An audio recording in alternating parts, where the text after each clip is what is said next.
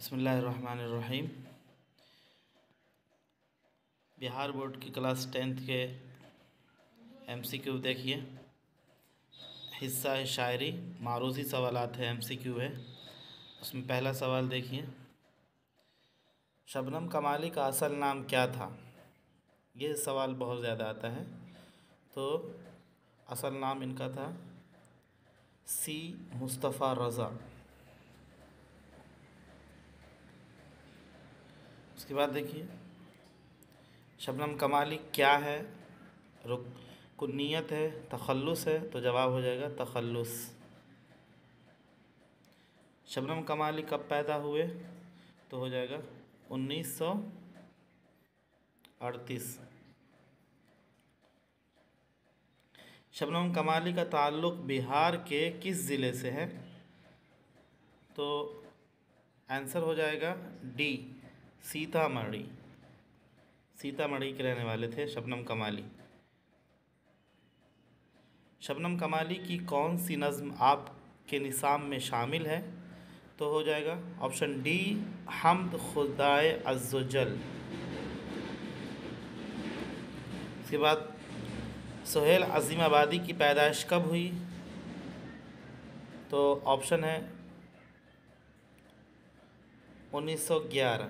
یہ صحیح ہے، انہوں نے جو ڈی دے رکھا ہے وہ غلط ہے، کتاب میں 1911 ہی ہے۔ سہیل عظیم آبادی کے پہلے افسانوی مجموعے کا نام ہے کیا ہے؟ تو پہلے افسانوی مجموعے کا نام ہے درپن۔ رقیہ بھابھی کس افسانے کا کردار ہے؟ تو بھابھی جان کا، آپشن بی۔ سہیل عظیم آبادی کا کون سا افسانہ آپ کے نصاب میں شامل ہے؟ تو آپشن ہو جائے گا سی، بھابھی جان۔ اس کے بعد دیکھیے، سہیل کا انتقال کب ہوا؟ تو سہیل کا انتقال 1980 میں ہوا۔ فرار کس کا افسانہ ہے؟ فرار option B, doctor Muhammad Mohsin کا افسانہ ہے۔ یہ ایگزام میں آتا ہے، یہ کویشچن بہت زیادہ۔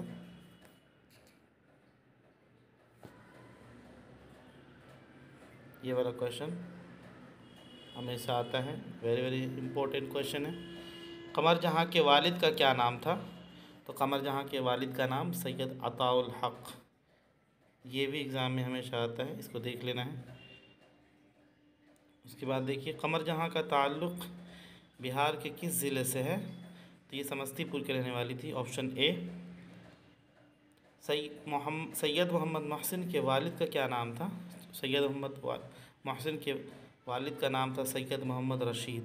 یہ بھی ایگزام میں آلموسٹ ہر سال آتا ہے، ویری ویری امپورٹنٹ کویشچن ہے۔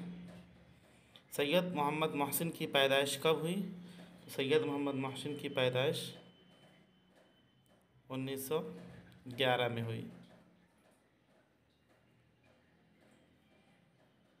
اس کے بعد دیکھیے، سید محمد محسن کی معروف افسانوی مجموعے کا نام بتائیے۔ تو انوکھی مسکراہٹ ان کی مشہور معروف افسانوی مجموعہ ہے، جس کی وجہ سے ان کو شہرت ملی، اور یہ ایگزام میں آتا ہی ہمیشہ۔ سید محمد محسن کی ایک کتاب ہے جو بہت فیمس ہوئی ہے، اس کتاب کا نام ہے انوکھی مسکراہٹ، آپشن ڈی۔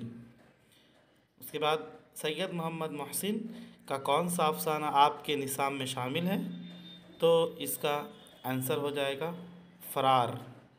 فرار سید محمد محسن کا افسانہ ہے، جس میں ایک لڑکا ہوتا ہے جسے نفسیاتی طور پر عورتوں سے پریشانی ہوتی ہے اور اسے ڈر پیدا ہوتا ہے۔ اس کے بعد دیکھیے، اجنبی چہرے کے خالق کون ہیں؟ تو اجنبی چہرے کے خالق ہے قمر جہاں۔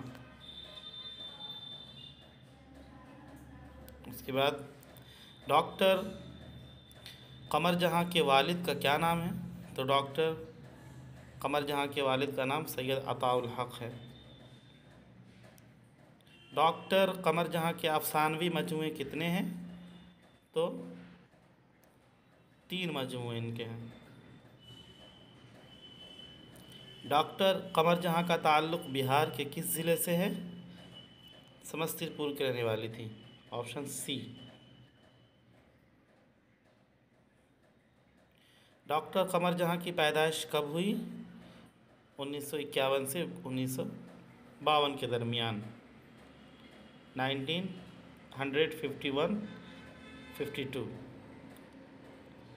निगार अज़ीम, निगार अज़ीम का असल नाम क्या है? तो मलिका महर निगार, ये भी एग्ज़ाम में आता है, वेरी वेरी इंपॉर्टेंट क्वेश्चन। उसके बाद देखिए निगार अज़ीम ने पीएचडी की डिग्री कहाँ से हासिल की? तो इन्होंने JMI से की, निगार अज़ीम ने। निगार अज़ीम का कौन सा अफसाना आपके निसाब में शामिल है? इसका आंसर हो जाएगा आशियाना।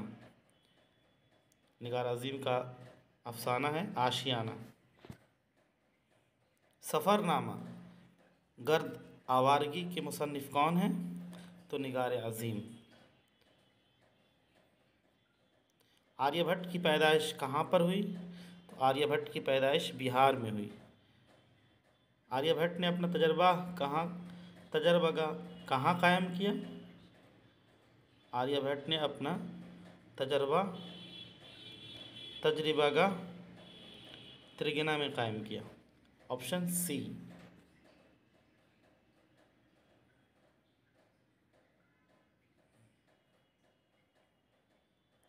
उसके बाद देखिए हिंदुस्तान में गुप्त दौर को कैसा दौर कहा जाता है? सुनहरा दौर कहा जाता है, गोल्डन पीरियड कहा जाता है। आर्यभट्ट का ताल्लुक़ किस दौर से है? तो आर्यभट्ट का ताल्लुक़ गुप्त दौर से है। गुप्त दौर ये, और आर्यभट्ट उसी ज़माने में आर्यभट्ट पैदा हुआ था, गुप्त मौर्य के ज़माने में। लुत्फ़ुर रहमान का कौन सा मज़मून आपके निसाब में शामिल है? तो उर्दू ड्रामा और आगा हशर, ये लुत्फ़ुर रहमान का मज़मून है जो आपके निसाब में शामिल है। उसके बाद देखिए नज़ीर अहमद की पैदाइश कब हुई? नज़ीर अहमद की पैदाइश 1836 ईस्वी में हुई, 1836। उसके बाद है तौबतुन नसूह किसका नावल है? नज़ीर अहमद का नावल है। अभी हम लोगों ने पढ़ा नज़ीर अहमद के बारे में, ये बहुत बड़े नावल नवीस है और इनका हमेशा एग्ज़ाम में 1 क्वेश्चन 2 क्वेश्चन आता है। नज़ीर अहमद का इंतकाल कब हुआ? तो नज़ीर अहमद का इंतकाल 1910 में हुआ। सर सैयद का कौन सा मज़मून आपके निसाब में शामिल है? तो रिया, ऑप्शन ए शामिल है। सर सैयद की माँ का नाम क्या था? सर सैयद की माँ का नाम अज़ीज़ुन्निसा बेगम था। सर सैयद की वफ़ात कब हुई? तो सर सैयद की वफ़ात 1899 में हुई, ऑप्शन सी। नज़ीर अहमद ने किसकी तालीम और तरबियत के लिए नावल लिखे थे? तो बेटियों के लिए लिखे थे, ऑप्शन ए। बेटे गलत हो जाएगा, बेटियों के लिए उन्होंने नावल लिखा था। और नज़ीर अहमद का ताल्लुक़ से जब भी क्वेश्चन पूछा जाएगा तो नावल से ही मुताल्लिक़ पूछा जाएगा। इन्होंने नावल लिखी सबसे पहले। लुत्फ़ुर रहमान किस पार्टी के वज़ीर थे? तो राजद से ये वज़ीर थे। लुत्फ़ुर रहमान की पैदाइश कब हुई? लुत्फ़ुर रहमान की पैदाइश 1941 में हुई, option C. Doctor Bhimrao Ambedkar Hindustan में किस ओहदे पर फाइज हुए? यानी जब देश आज़ाद हुआ तो डॉक्टर भीमराव अंबेडकर को क्या बनाया गया? तो ऑप्शन हो जाएगा डी, वज़ीर क़ानून। इन्हें कानून का मिनिस्टर बनाया गया, कॉन्स्टिट्यूशन का। भीमराव की शादी किससे हुई थी? तो रामाबाई से हुई थी। भीमराव अंबेडकर के वालिद फ़ौज में किस ओहदे पर से रिटायर हुए थे? तो मेजर से रिटायर हुए थे। ये भी बहुत ही ज़्यादा ख़ास क्वेश्चन है, हमेशा हर साल आता ही है, वेरी वेरी इंपॉर्टेंट क्वेश्चन। ये मेजर थे, इनके पापा वालिद फ़ौज में ये रिटायर हुए थे। भीमराव की माँ का क्या नाम था? तो भीमराव की माँ का नाम भीम बाई। देखिए भीम और भीम बाई, तो भीम से मैच कर करके समझ लीजिए उनकी माँ का नाम है। भीमराव की पैदाइश कब हुई? भीमराव की पैदाइश 1891 में हुई, ऑप्शन सी 1891 ईस्वी में। लुत्फ़ुर्रहमान के वालिद का क्या नाम था? तो लुत्फ़ुर्रहमान के वालिद का नाम ऑप्शन बी अब्दुल गफ़ूर था। अब्दुल मुग़नी की पैदाइश कब हुई? तो अब्दुल मुग़नी की पैदाइश 1934 में हुई, 1934 में। इनमें अब्दुल मुग़नी की कौन किताब है? तो ज़्यादा इअ्तिदाल, ऑप्शन सी डॉक्टर अब्दुल मुग़नी की किताब है।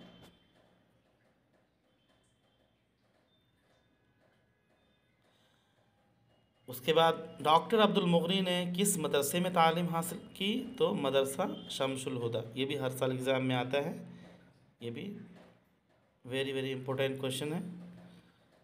डॉक्टर अब्दुल मुग़नी ने मदरसा शमसुल हुदा पटना में तालीम हासिल की। अदब की पहचान किस तरह का मज़मून है?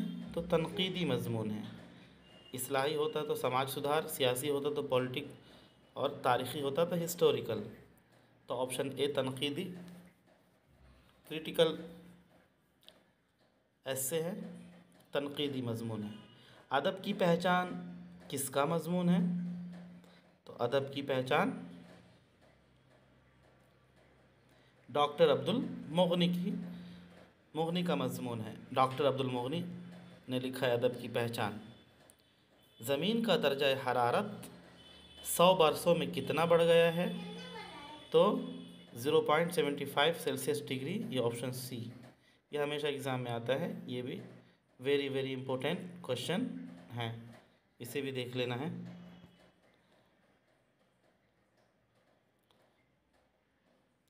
उसके बाद देखिए ग्लोबल वार्मिंग कैसा मसला है? तो ग्लोबल वार्मिंग संगीन मसला है, ये भी एग्ज़ाम में हमेशा आता है, हर साल आता है। वेरी वेरी इंपॉर्टेंट क्वेश्चन जो मैं बताते जा रहा हूँ, जो इम्पोर्टेंट क्वेश्चन है उसको आप लोग कॉपी में नोट डाउन कर लीजिए, लिख लीजिए, और उसको एक मरतबा जाने से पहले देख लीजिए। डॉक्टर मोहम्मद मोहसिन किस मौजू पर महारत रखते थे? तो डॉक्टर मोहम्मद मोहसिन नफ्सियात के स्पेशलिस्ट थे। नफ्सियात, साइकोलॉजी में वो महारत रखते थे, और उन्होंने जितने भी अफसाने लिखे हैं नफ्सियात पर ही लिखे हैं। फ़रार इनका अफसाना है, और अनोखी मुस्कुराहट इनके अफसाने की किताब का नाम है। ये हमेशा एग्ज़ाम में आता है,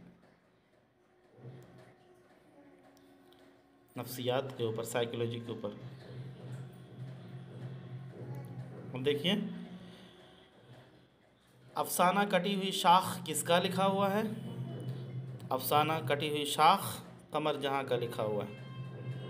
बाल विज्ञान कॉन्फ्रेंस 1908 में भारत के किस शहर में मुनअक़िद हुआ था? तो दीमापुर में हुआ था। ये भी हर साल एग्ज़ाम में ये क्वेश्चन आता है। क्योटो में ग्लोबल वार्मिंग पर कॉन्फ्रेंस कब हुई थी? तो 2007 में हुई थी। 8 में इंडिया में और 7 में क्योटो यानी जापान में हुई थी।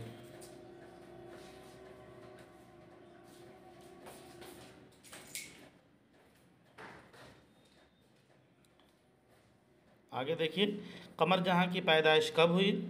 तो कमर जहाँ की पैदाइश 1952 में हुई। सर सैयद ने अलीगढ़ में कौन सा इदारा कायम किया था? तो सर सैयद ने अलीगढ़ में, सबको पता है, मुस्लिम यूनिवर्सिटी बनाया था। Option A. निगार अज़ीम ने किस मज़मून में एमए किया था? तो निगार अज़ीम ने उर्दू में एमए किया था। सर सैयद को सर का खिताब कब मिला? तो सर सैयद को सर का खिताब 1878 में मिला। सर सैयद ने कौन सा रिसाला जारी किया? तो सर सैयद ने तहज़ीबुल अखलाक जारी किया, ऑप्शन बी। ये भी एग्ज़ाम में आता है सर सैयद के सिलसिले में। नज़ीर अहमद क्या थे? तो नज़ीर अहमद के बारे में ऑलरेडी मैं बता चुका हूँ। नज़ीर अहमद नावल निगार थे, नावल लिखा करते थे। दर्ज झेल में कौन सा लफ्ज़ मुअन्नस है? मुअन्नस यानी फ़ीमेल बताना है इसका, नर और मादा। तो देखिए आसमान मुज़क्कर है, सूरज भी मुज़क्कर है और चाँद भी मुज़क्कर है, ज़मीन मुअन्नस है। मुअन्नस को पहचानने का एक आसान तरीक़ा ये है कि इस लफ्ज़ में काकी की जोड़ दीजिए तो समझ में आ जाएगा। सूरज का या चाँद का, ज़मीन का तो ज़मीन, या उसकी चाँद गलत है, उसकी सूरज गलत है, उसकी आसमान गलत है, उसका आसमान होता है, उसकी ज़मीन, तो ये सही है। किसी भी मुअन्नस लफ्ज़ को मेल और फीमेल को पहचानने के लिए उसमें उसका उसकी ऐड कर दीजिए तो वो दुरुस्त हो जाता है। हमीदा फहमीदा की कौन थी? तो हमीदा फहमीदा की बेटी थी। एग्ज़ाम में हमेशा ये क्वेश्चन आता है, बेटी थी। मिर्ज़ा गालिब कहाँ पैदा हुए? मिर्ज़ा गालिब आगरे में पैदा हुए और दिल्ली में इनका इंतकाल हुआ। राजेंद्र सिंह बेदी, राजेंद्र सिंह बेदी क्या थे? तो राजेंद्र सिंह बेदी अफसाना निगार थे। इन्होंने बहुत सारे अफसाने लिखे हैं और आपकी किताब में भी इनका अफसाना एक भी नहीं है बल्कि इंटरव्यू है जिसको इस्मत चगताई ने लिया है।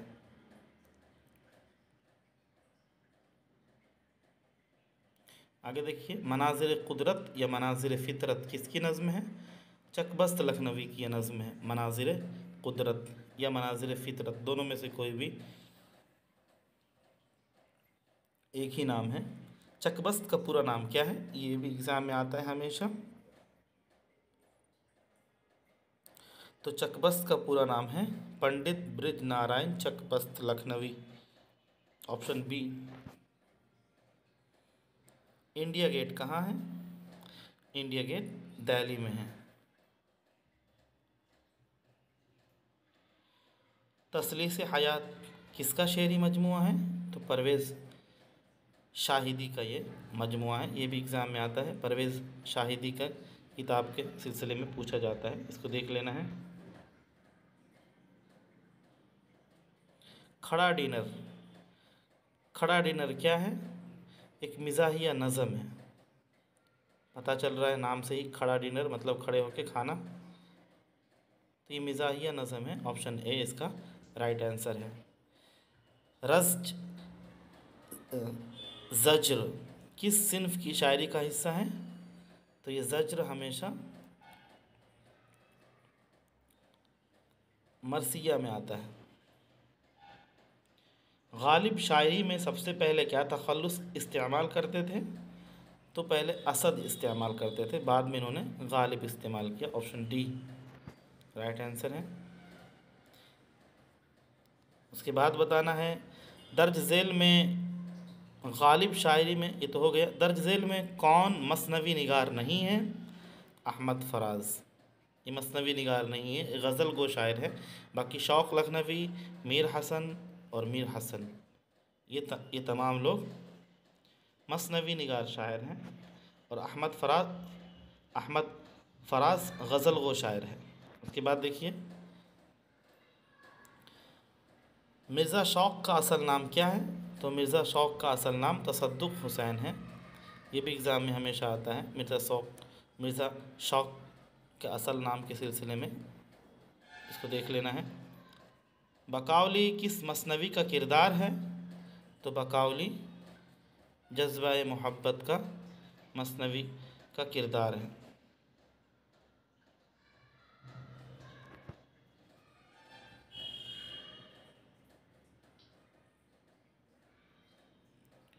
बाकी का पार्ट 2 में इंशाल्लाह बाद में पढ़ेंगे। इसको आप लोग 2-3 बार सुनिए, याद हो जाएगा। और जो ख़ास इम्पोर्टेंट क्वेश्चंस हैं उसे अपने कॉपी में नोट कर लीजिए। अस्सलामु अलैकुम।